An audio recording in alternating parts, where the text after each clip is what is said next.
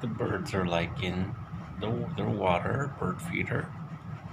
They got some seeds and a little water. It's a homemade bird feeder. What we did was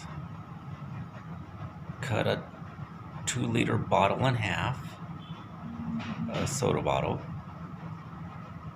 and we set it into a bowl so we could add water to the bowl. And on the outside of the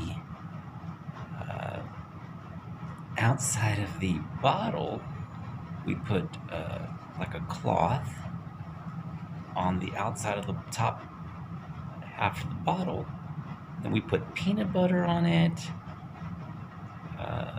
We coated it up with peanut butter, and then we added different types of crushed nuts and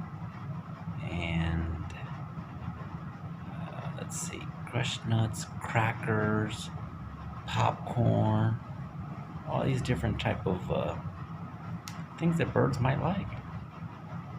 So it turned out pretty good.